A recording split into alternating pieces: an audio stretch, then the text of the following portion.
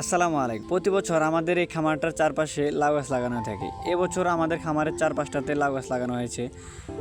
গত বছর থেকে আমাদের খামারে লাউ গাছগুলোতে একটা সমস্যা দেখা দিয়েছে, সেটা হচ্ছে লাউ গাছের মূল কাণ্ডটিতে ফাটল সৃষ্টি হয়ে মরে যাওয়া। আমার হাতে আপনারা যে গাছটি দেখতে পাচ্ছেন, এটা হচ্ছে একটি রোগাক্রান্ত লাউ গাছ। আমাদের খামারের কোনো একটি গাছ যখন রোগাক্রান্ত হয়ে পড়ে তখন আমরা সেটাকে তুলে ফেলে দিই, কারণ এটার থেকে অন্য একটি গাছকে আক্রমণ করার সম্ভাবনাই বেশি থাকে। গত বছর আমার খামারের লাউ গাছগুলিতে এই রোগটি দেখা দেওয়ার ফলে অনেক লাউ গাছই মারা যায়। এতে আমি অনেক টাকার লসের সম্মুখীন হই। গত বছর আমার খামারের রোগাক্রান্ত লাউ গাছগুলিকে রোগমুক্ত করার জন্য অনেকের পরামর্শ নিয়ে আমি অনেক ধরনের কীটনাশক ব্যবহার করি, কিন্তু এতে কোনো প্রতিকার পাইনি। যদি কোনো ব্যক্তি লাউ গাছের এই রোগটি সম্পর্কে ধারণা থাকে তাহলে আমাকে জানিয়ে উপকৃত করবেন, আমি আশা করি। আলহামদুলিল্লাহ, আমাদের প্রত্যেকটি লাউ গাছে আমরা পুরুষ ফুল এবং স্ত্রী ফুল দেখতে পাচ্ছি, অর্থাৎ লাউ দেখতে পাচ্ছি। ওয়েদারের কারণে আমাদের এই লাউগুলি নষ্ট হয়ে যাচ্ছে, কিন্তু আমরা আশা করি আলহামদুলিল্লাহ ভালো একটা ফলন পাবো ইনশাআল্লাহ এবছর।